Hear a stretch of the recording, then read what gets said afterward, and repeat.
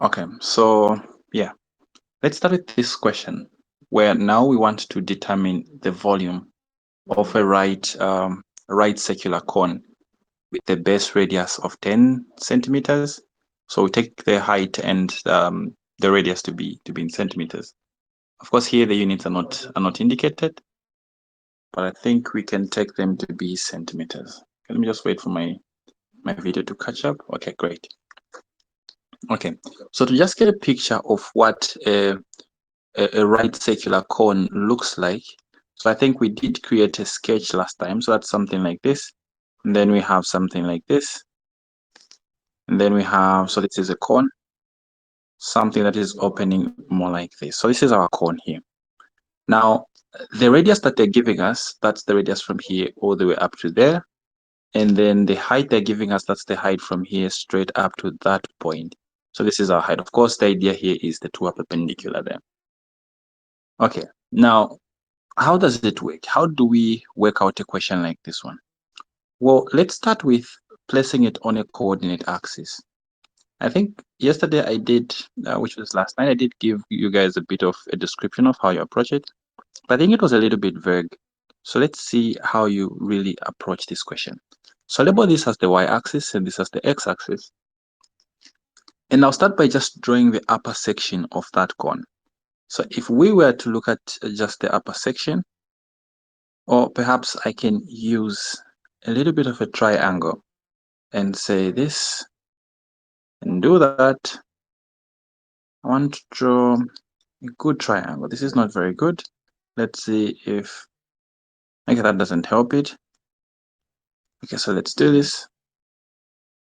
Then we have this. Then we have this. Okay, so let's hope this works. Okay, so let's work with something like this. So of course, here what we're saying is this is our cone, and that central line there is the diameter of the cone, and this is the circular part. Now, why I was putting that piece there is to show you guys one thing there. Okay, so it's like I want us to just focus on that upper part for now. So let's erase this part. So let's just focus on that upper part. So what do we see? Well, the question is telling us two things. One, they're saying that the height of the cone is 20 centimeters. So let's put a 20 there. Just give it a number. Then apart from that, the radius, which is this part, is given as a 10. So what happens here is that we can actually determine the equation of this line, which is the top part. You see, that line there will be the line that is being rotated about the x-axis, I mean. So if you think about it, if you recall the description of how we find the volume, we did say one thing. The key determinant is actually going to be the radius of the radius measured from the axis of rotation to the upper limit or the upper edge of this particular shape. So the first thing we want to do is to determine the equation that describes the boundaries of the shape. So here, of course, we're going for a cone. So I want to know, how do we actually determine the boundary there? So let's try to determine the equation of this line. So if you pick a point at the top here, what you notice is that this point at the top, which is the tip here, this will be specified by the x value. In this case, this becomes the 20. And the y value, which is the vertical part here, that becomes a 10. So if I wanted to get the equation of this line, of course, we can easily get the gradient since we are starting from the origin there. So this is at 0, 0. So we easily see that the gradient will be y2, which is 10, minus y1, which is 0, over x2, which is 20, minus x2, which is x1, I mean, which is 0. So it gives a gradient of 1 over 2. So when it comes to getting the equation of this line, we know it's y minus y1 equals to the gradient. And then we have x minus x1. So this gives us the gradient as y. Since x, you can just pick any point really here. It won't matter. But if we picked, let's say, this point here, 0, 0. So I mean, this is going to be y minus 0, which leaves this as just y. The gradient we found half, and x minus 0, that's just x here. So we get the equation of this upper boundary as y is equals to x over half. So this is y is equals to x over, not over half, x over 2, or half times x. Now, what is happening here? See, the upper boundary now, that is what is being rotated to make the cone. It's like you have this triangle, but this triangle, it's what is being rotated about the x-axis going in this way to actually form our right hand or right side opening cone. So this is why we wanted to find what this is. Now, how does it work? Okay, so let me erase just this part. Okay, now what we want to see here is how do we actually now do the math here? See, if we wanted to find the area, what we do now is we start with just the area of one section. So in this case, we're using the disk method. So what you do is you cut one disk. So just pick one piece here. So from here, let's say up to the bottom part here. If we were just to look at this disk here, what happens, or what you should see here, is that to determine the area of this disk, you'd need the radius from here up to there. But this radius, of course, will be determined by the value of x from here up to just this part. And to get the area there, what you have is pi r squared. Now, the radius here, this comes to be the value of y for this vertical part. So it's like I'm looking at just a smaller disk that is part of this triangle of ours, this cone of ours. So for this disk, we're saying that if this is the x-axis, if we have our x-axis somewhere here, the radius of this disk will be the value of y for this disk. So the value of y. So for each of these disks, what you're trying to get to here is that this cone of ours, it's actually made up of a lot of these such disks put together. These are the ones that will actually create our cone. But to picture it, or to get the volume altogether, we start with just one disk. So for one disk, if we were going for the area, it would be pi r squared. But the radius is actually the value of y. But we saw the value of y would be given by this equation. Y is equals to x divided by 2. So for each value of x, we get the respective value of y. Like for example, for this disk there, we see that the value of y, the value of x would be something from here to there. So the value of this will be our x. The value of y will have to correspond with what this is. And when the value of x is all the way up to there, the value of y will also have to be the corresponding one there. So with this in mind, we can easily generalize this. You see, what I wrote here is the formula for area. But how do we now extend this to get the volume? For the volume now, we look at this as not a ring, not the ring or a circle that I've drawn here, because this is the area of a circle. As a disk, we now want to look at it as something that actually has some form of thickness. So you have something like this, but I'm saying, hey, this is actually a little bit thick. So this is a little bit thick. Let me just get this, copy it, and let's paste it here. Okay, so this is actually something which does look like a disk now. So this disk, of course, is the one that has that area that we talked about earlier on, but it has some form of a thickness here. So if you look at our disk here, the thickness is in terms of x.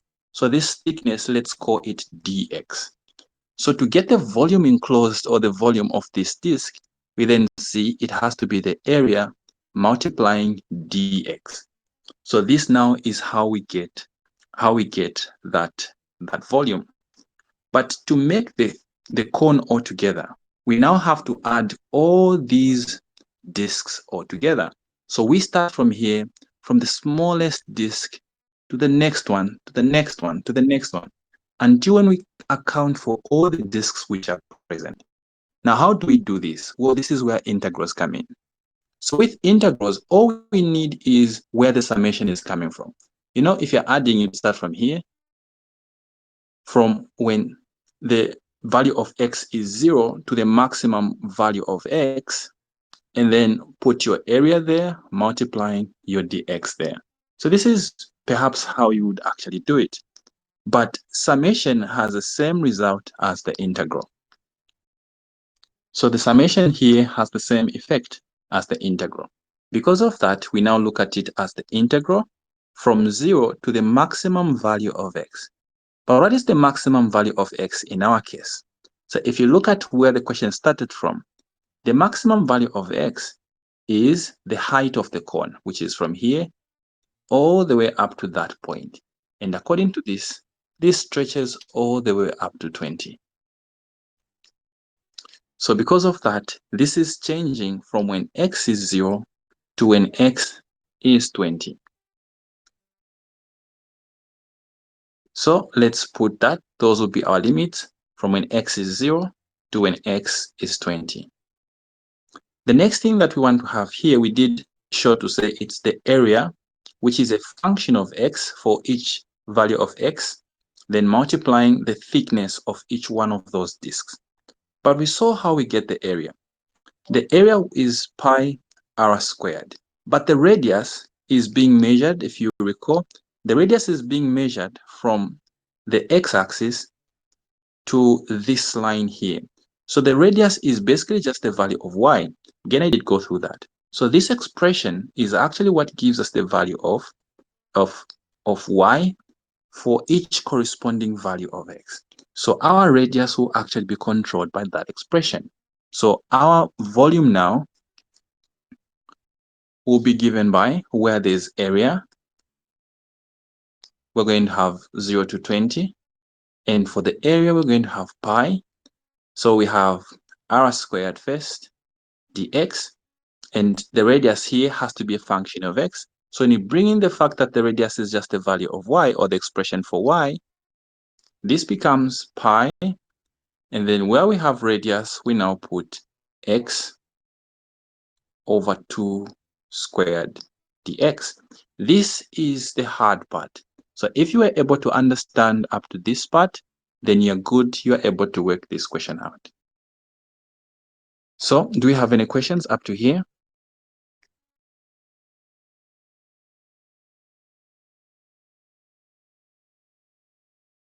Any questions here?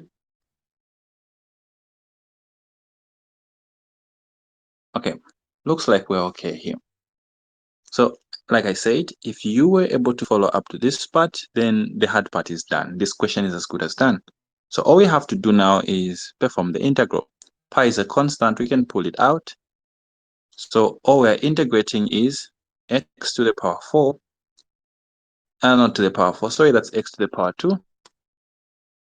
And then this is 2 to the power 2, which is 4, then dx. So this is from 0 to 20. So this is now pi.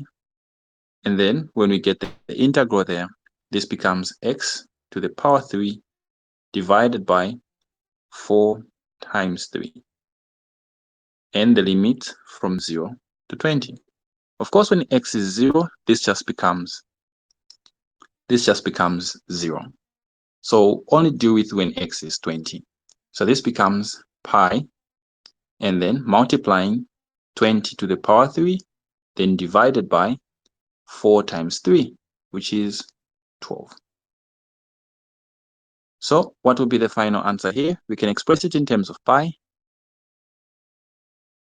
So just evaluate this. What would be the answer for this?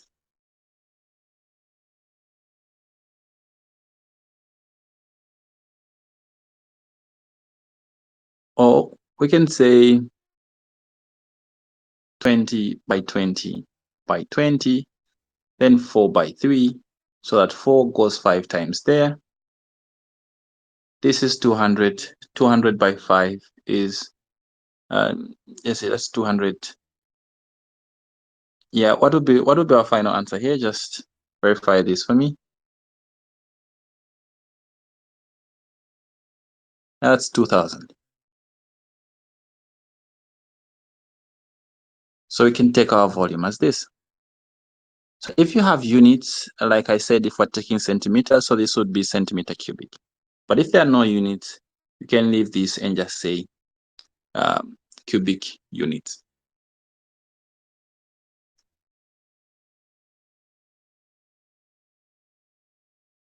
Okay, so this is how you approach this question. Okay, now let's look at one more example. And in this case, we now want to find the volume enclosed by two things. So let's look at something that is a little bit complicated. So let me pick something that I already have here. Okay, let's look at this one.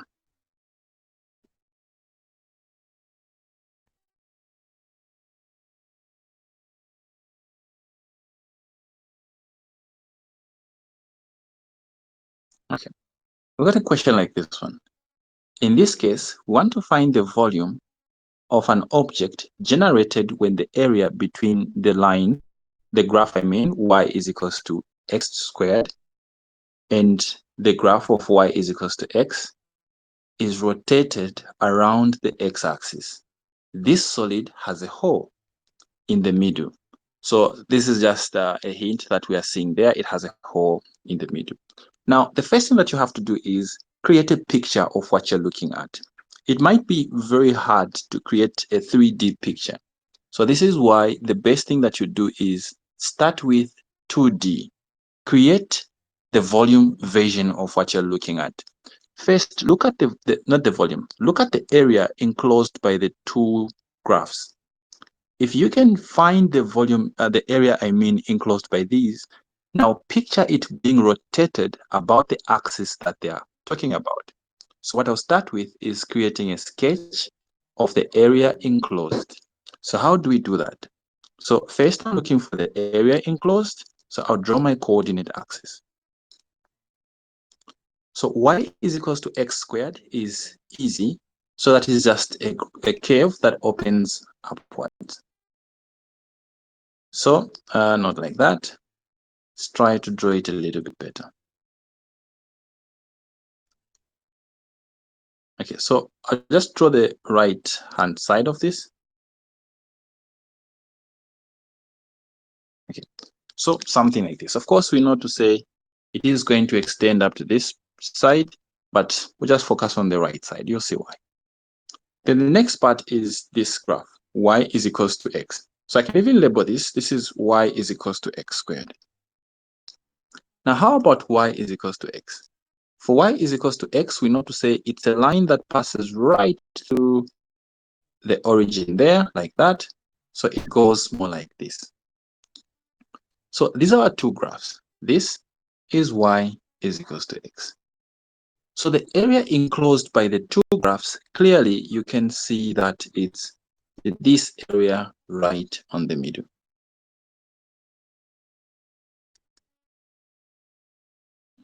So this is the area enclosed. Now, what the question is asking us to do is, they're now asking us to find the volume of a solid that would be generated if this area was to be rotated about the x-axis. So that one now becomes the tricky part to picture. But how does it happen? Well, you have to see two things. First, picture the y-axis being, not the y-axis, the line y is equals to x being rotated. Observe that if the line y is equals to x is rotated, it would go in a circular manner and it would create the right opening cone that we are just from looking at. That is if the line y is equals to x is being rotated. See, it's from this cone that now you have to eat out, or you have to look at what this one is now doing. So in fact, we don't want to look at it from all the way up to there. You want to look at it only up to this part here, where the two curves are intersecting.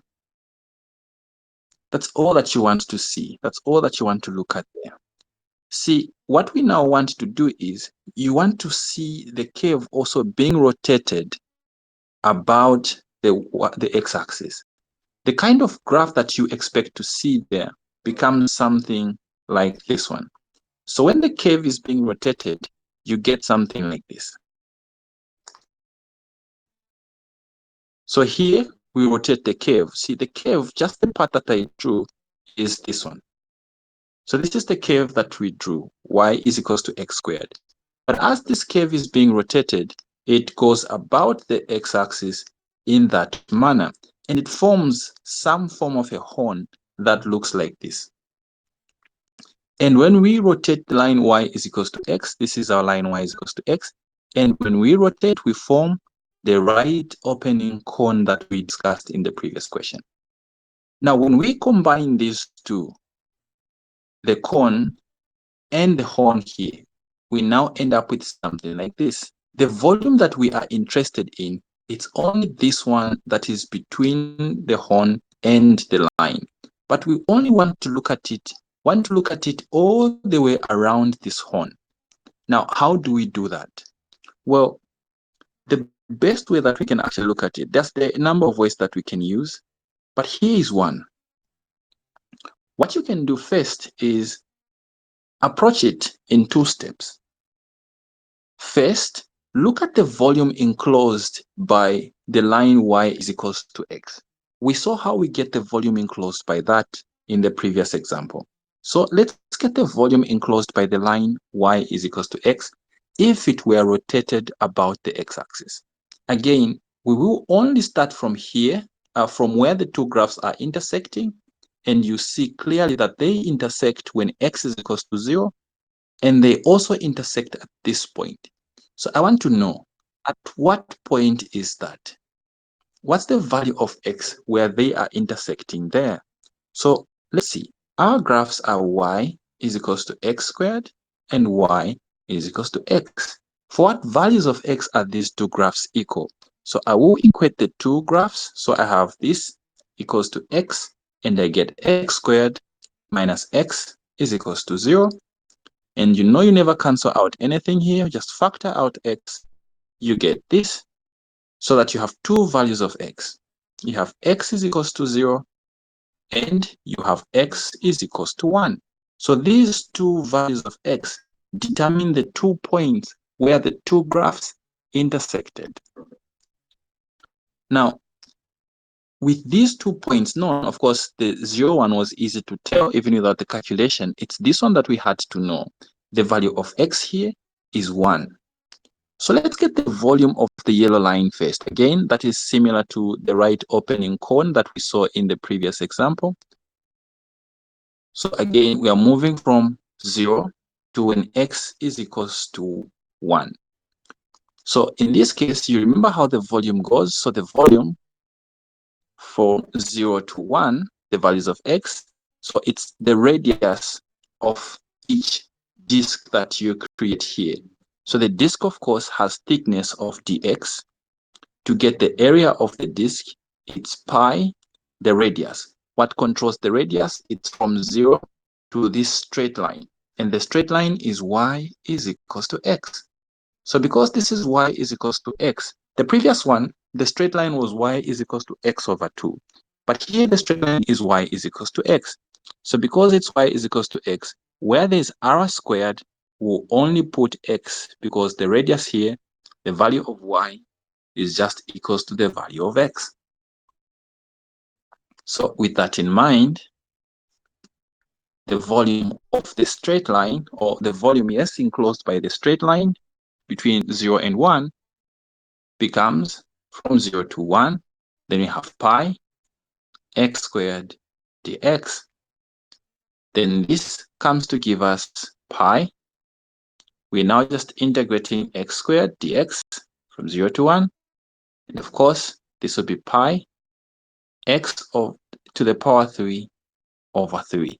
Then this is from 0 to 1. Now, again, when x is 0, the whole thing becomes 0. So we're only looking at when x is 1. So when x is 1, the volume will be pi over 3. So this will be the volume enclosed by the cone. Now observe this. If you look at the two graphs, so look at this part here. If you look at the two graphs, which of these will actually enclose or house a greater volume? Do you expect the cone created by rotating the line y is equals to x to house, or let's say enclose, a greater volume? Or maybe you expect the horn, which is the curve, to enclose a greater volume.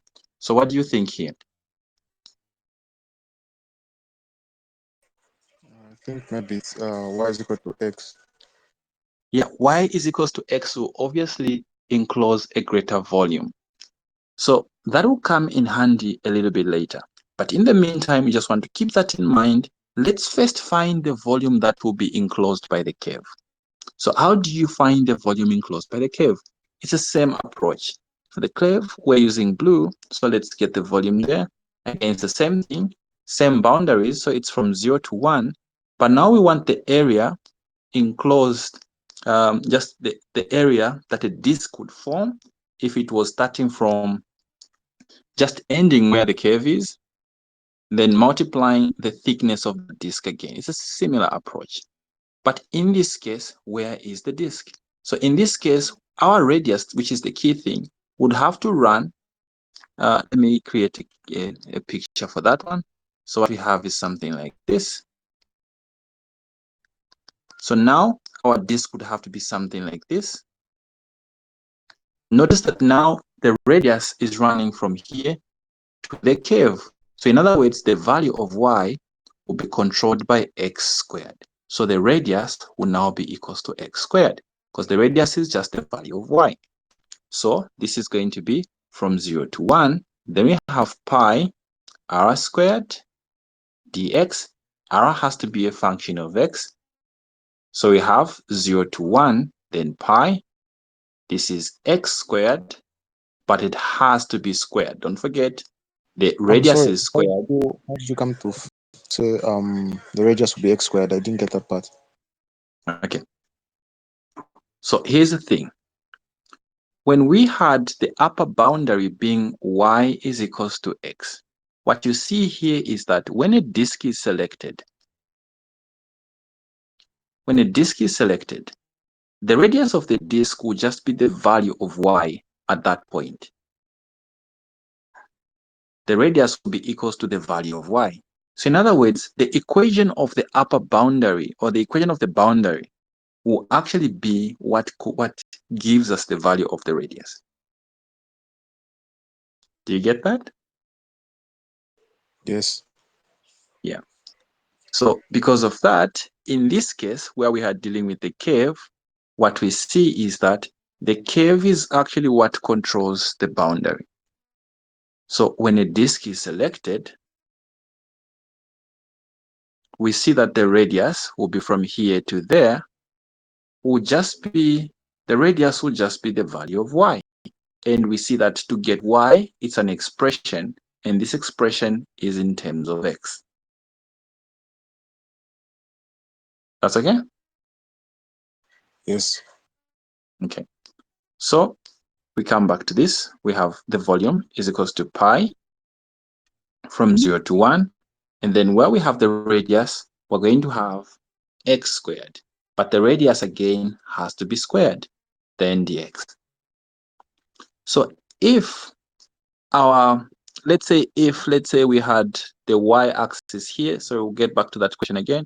If we had something like this, and then maybe our curve was something like this, like let's say the square root of x, notice that in this case, let's say we had the two equations like this. Notice that in this case, when dealing with a curve part, now the cone or the disk would have to be something like this, meaning that the radius would be in this way. Observe that the radius would be a function of y. And you would be differentiating, or you'll be integrating with respect to y. That is if your disks are in this manner. But in the current case, observe how our disks are. They are in this way. So the radius is a function of x. So we are integrating with respect to x. So I just wanted to put that across, since we're not going to look at an example that has this, but just in case you encounter something like that. Okay, let's finish this integral. So this is now from 0 to 1. Then we have x to the power 4. Then we have dx here. And of course, we know how this goes.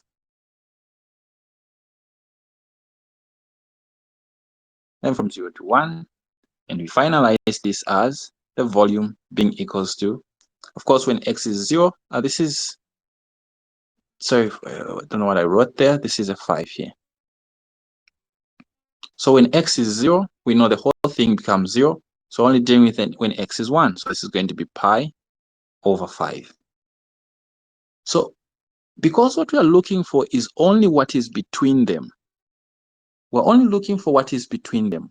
So what we do is we first consider the volume enclosed by the cone. After looking at the volume enclosed by the cone, from the volume enclosed by the cone, you want to subtract the volume enclosed by the disk, not the disk, the curve. If you made that subtraction, the only thing that will be left will be what is between them, or what is outside the curve but inside the cone, which would now give us what we are aiming for. So the volume of the disk that they want,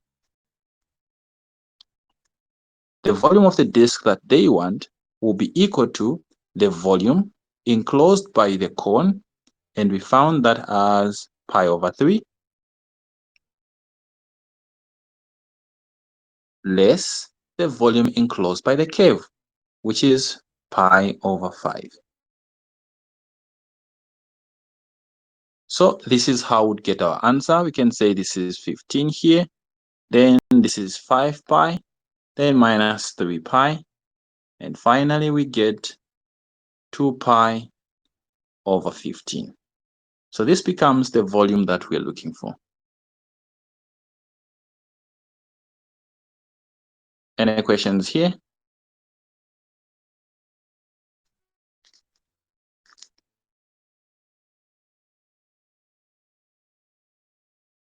Okay, looks like this part is fine.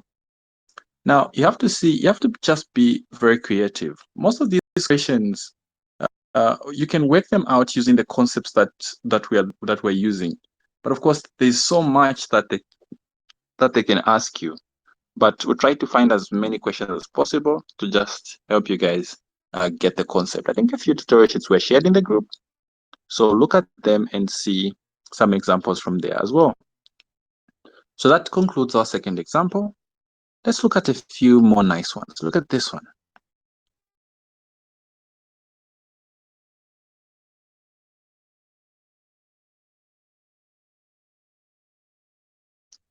Okay, look at this one.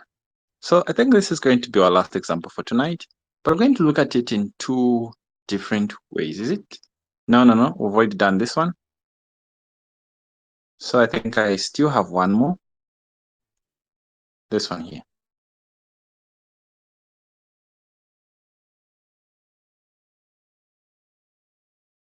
Okay, so let's look at this one.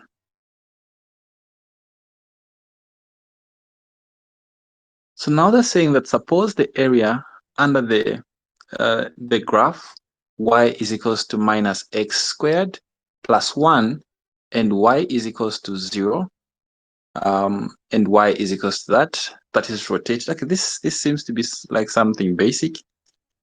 Yeah, this seems a little bit basic. There's one good one that I'd want us to see. Let me see. I think I might not have brought it here. Did I get it? And let me just see if I got that question. Okay, I think I did not get it. This is basic. You guys can try this one out. If otherwise, we can still work it out. But I wanted us to look at this one, where we want to find the volume enclosed by f of x is equals to x plus 1 and y is equals to x minus 1 squared. So this is rotated. So the area enclosed by these two graphs is rotated about the y-axis. So we want to find the volume, if it is possible. So we want to find the volume here. Now, this is kind of interesting for one simple reason, because just as you saw when you have in some cases, I think let me give you an example. There was that question that we did where you had if I give you a straight line like this one, and then we have, let's say, a graph that goes like this. And if I ask to say that find the area enclosed by this graph, clearly you can tell that between these parts, the area would be different, as in how you get the area here would be different, because the upper boundary is one graph and the lower boundary is another. But starting from this point, going up to that point, now they've changed positions. We now see that the upper and the lower are now different. So you'd have to find a way of adapting your methods. It's the same case with this question. Let me show you when you start first by sketching when you try to sketch the graphs. So let's start by first sketching what these two functions are. So let's start with the first one. F of x is equals to x plus 1. So again, let's create our coordinate axis. So you have this, we have this, and that graph, y is equals to x plus 1. So you know to say it's the straight line y is equals to x. It's a straight line y is equals to x, but the values of y are being shifted upwards 1 unit.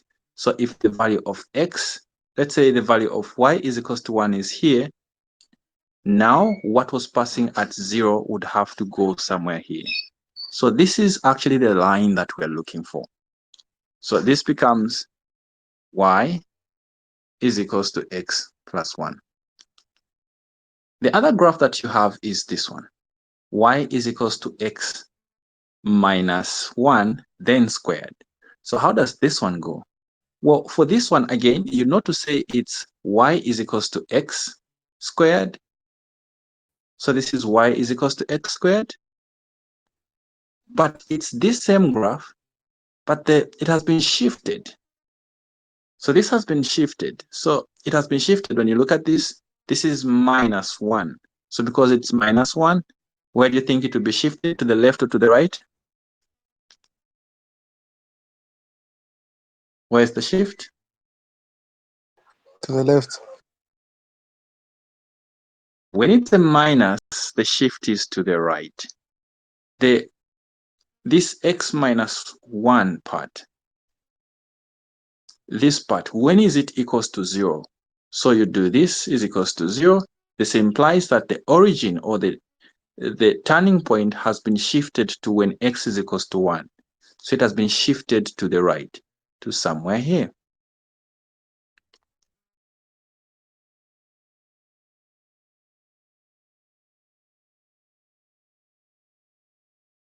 Okay, so it has been shifted to when x is equals to 1. Okay, let me just, sorry, didn't want to erase that.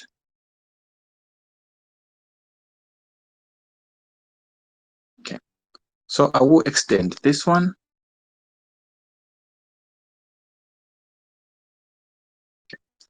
Now, when you look at a curve like this one, how do you actually get to find, how do you find the volume when you rotate the area between? Well, in this case, there are two ways that you can actually do it. Remember how the disks are created? When we are rotating about the x-axis, the disks were being selected about the x-axis, something like this one. But now we are rotating about the y-axis. Because we are rotating about the y-axis, the disks will now have to move a little bit. We can make them more like this one. As in, they can now be selected such that they are horizontal. But the challenge is this one. If you were moving, let's say, if you are moving, let's say from this point, or let's say from starting from this part up to this part, for this section, what you should observe is that the boundary that is this side is the graph, is the curve. Even the boundary the other side will also be the curve. But once you exceed one, now what you notice is that the boundary this side is the straight line, the boundary this side is the curve. So you see that the behavior here is different. Of course, it would still maintain the same behavior if you were looking at it in terms of the vertical axis. So if you looked at it in terms of the vertical axis, you'd still be able to get it done. So remember how it goes. The key thing is to get the volume. Whatever you're trying to do is to get the volume. All you need is a way of creating or finding the area. If the area is a function of x, then integrate with respect to x. But if you can express the volume, or when calculating the volume, if you can express the area as a function of y, then you have to integrate with respect to y. Well, funny thing is, both methods in this case can work, but one method is going to be slightly longer. Let's see which one will be the easiest. Let's see which one will be the easiest here. Okay, but so far, do we have any questions, any reactions?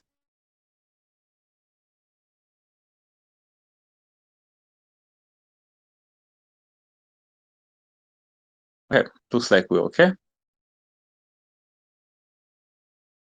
Okay, so if we wanted to actually integrate this, the first thing that we want to do is want to find, let's take the part where we are moving from this boundary to this boundary, as in from this point up to somewhere here.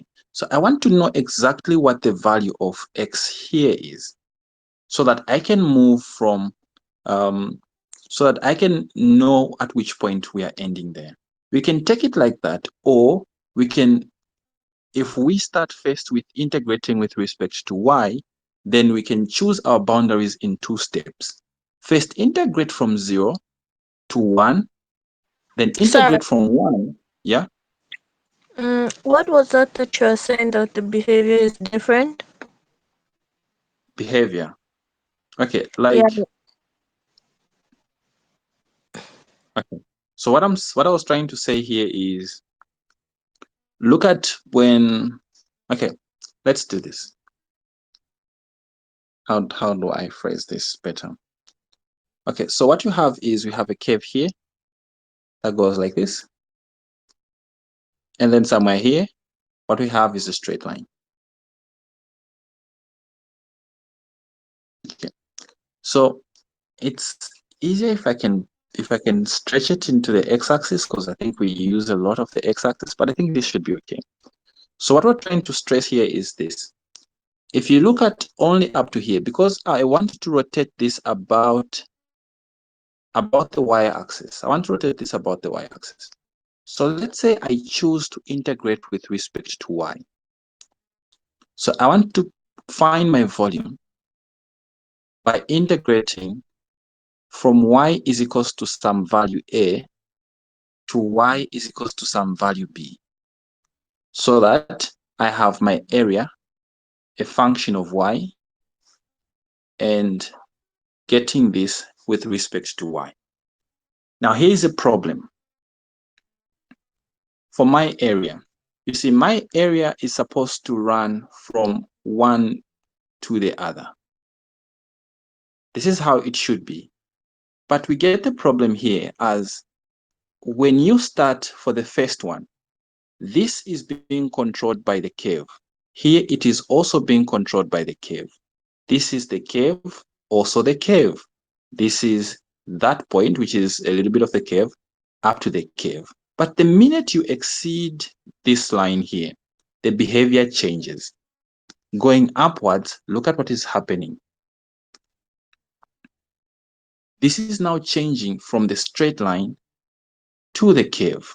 This is from the straight line to the curve. In other words, what I want to do first is to get the expression for the area in terms of y. Now, let's look at this graph that I've drawn here. Just this part here. Forget the volume. You see, to find the volume here, you understand to say that we are going to use this expression, or we want to use this expression. But for it to work, we must be able to find what the area is. For us to find the volume using this method, the key component is what the area is. So I want us to now look at this graph here, and let's try to analyze how you find the area. This graph on top is y is equals to, that's x plus 1. And the one below is y is equals to, that's x minus 1 squared. How would you get the area of this expression? I want us to have the area as a function of y. How would you get the area?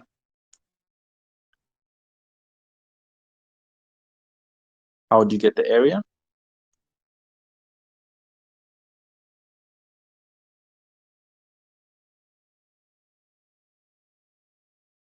This is basically what we are looking at, I think, in the previous case before we started looking at volumes. If you wanted to get area, yeah?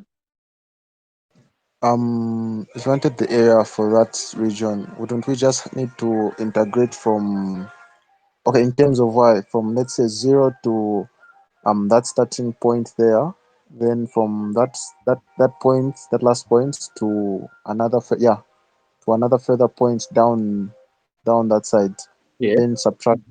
Yeah. Okay. Yeah.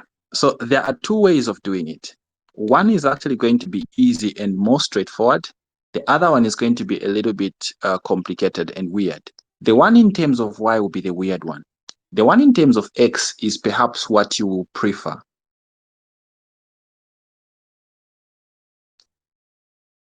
If you wanted the area in terms of x, here's how you would have done it. Based on the concepts that we did earlier on, you know to say that it's only the upper boundary minus the lower boundary. In this case, the upper boundary is the straight line. Throughout, the upper boundary will always be the straight line. The lower boundary is the graph, or the curve, I mean. So this one would have been easy. If I label this one as g of x, and I label this one as f of x, this is straightforward. The one on top is g of x, so we will have g of x here minus f of x. So this is what we'd do here. And then, of course, this would have to integrate, and then with respect to x. This is how we would have done it. But if we were looking of doing the same thing in terms of y, how would we do it?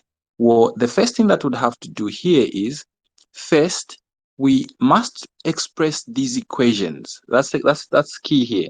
We must express these equations not as functions of x. They must now be functions of y. So this one, which is y is equals to x plus 1, now must be written as x is equals to y minus 1. So that now this function is written as a function of y. That's going to be step 1. Then you want to do the same thing to this one here. You want to write it as a function of y. But how do you do that? Well, this one now comes in two parts. If you tried to make x the subject there, look at what happens. You have y is equals to, that's x minus 1, x minus 1, and then you have the square there. When you square root, you get plus or minus the square root of y being equals to x minus 1. So that you end up with x is equals to 1 plus or minus root y. This gives you two versions of the function. In one case, you have x is equals to 1 plus root y. In the other part, you have x is equals to y minus root y. So these are the two versions that you get. Now, what does this actually imply? When it comes to this lower part, you see that it has, starting from this part, going this side, the graph would be something else. starting from this part going this side, you're seeing the different part. So what this is telling you is that at some point, one value of y will give you two values of x, or it will correspond to two values of x.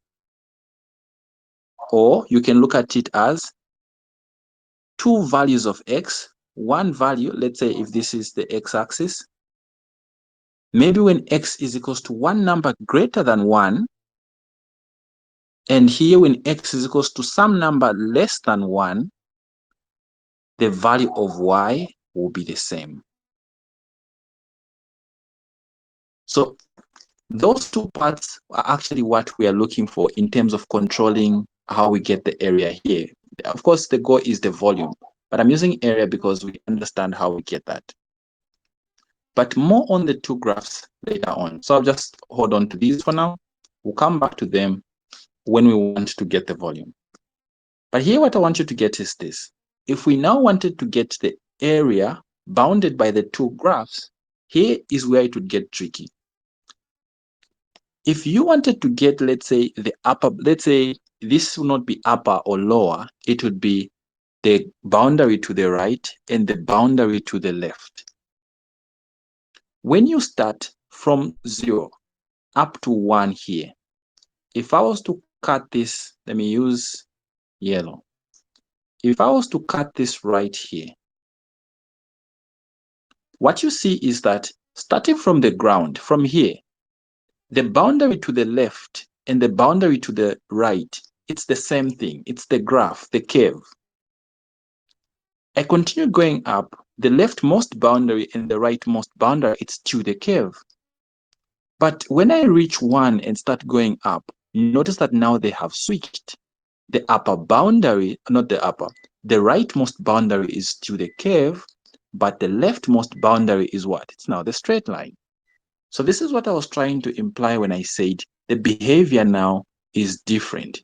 When you go above 1, the leftmost boundary is the straight line, the rightmost boundary is the curve. But below 1, the leftmost boundary is the curve, and the rightmost boundary is the curve. Do you get that, Sumira? Yes, I do. Okay. Thank So, you. great. So when we try to get the volume using this method, how do we approach it? Well, we now have to account for the two behaviors of our function. So let's start with below 1. So below 1, how do we actually get that? So let's start with y for everything. So the volume now enclosed by our curve, we know to say it's the area, which is pi r, since we're using that disk method. But for our radius, by the way, it's the radius that is actually causing complications here. How are we going to get it? Well, the radius in this case, the radius will now have to start from somewhere here, coming up to somewhere there.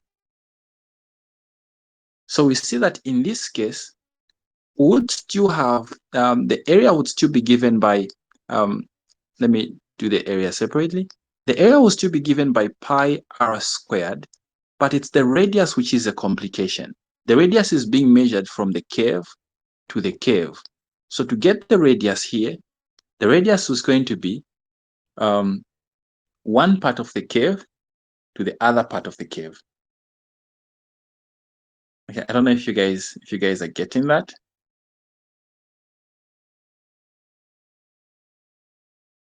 Okay, so all in all, what we're going to get here is, if we're getting the area, we're going to have pi here.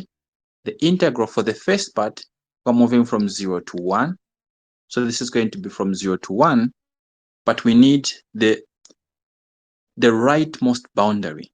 The rightmost boundary will be this one here. So which one of the equations will be controlling the rightmost boundary? Is it this one with a minus y squared, minus the square root of y, or this one with plus the square root of y? Which one will be the rightmost boundary?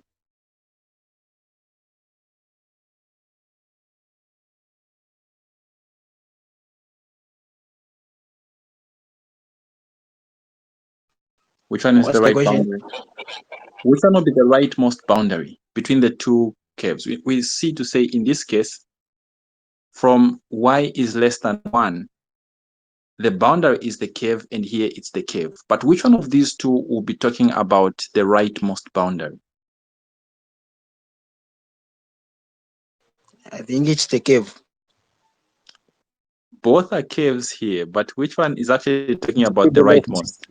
Plus square root of y Which one, plus or minus? plus. Plus would be the rightmost. So from here, going this side, this is going to be y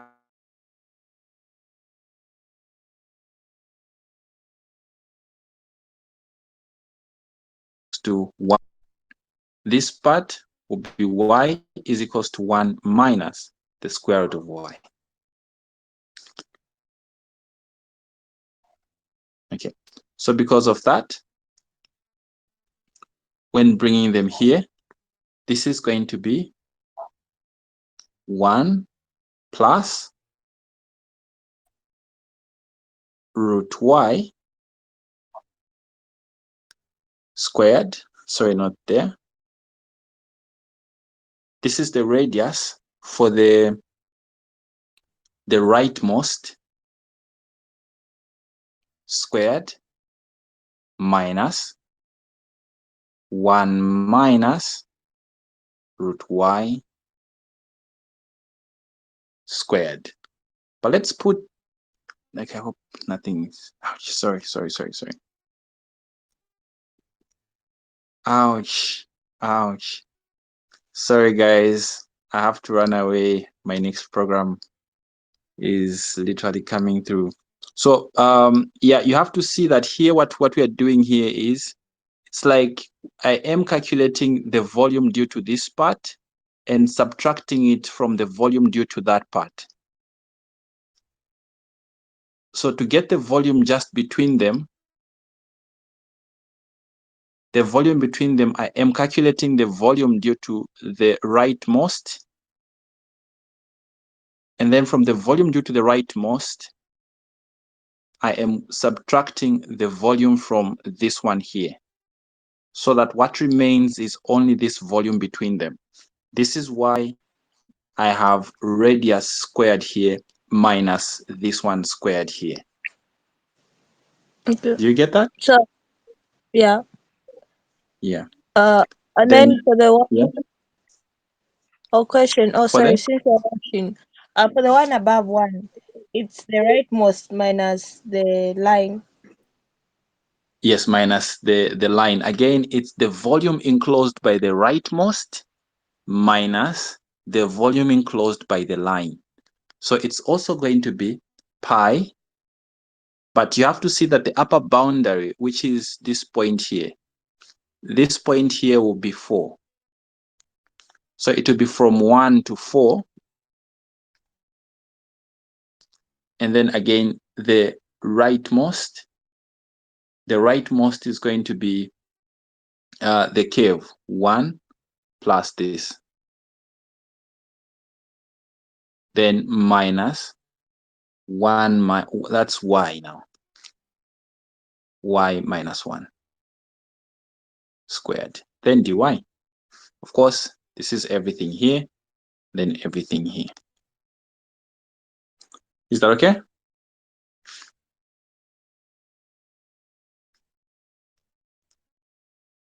Yes. Okay. So try to continue it here. There is a more direct method that doesn't require you to do 2 separate integrals. That is going to be the washer method. So look at it tomorrow. But for now, try to see if you can finish up this integral, and let's see what you guys will find in the group. All right, guys, let's end here. Have a good night. We'll see you tomorrow night.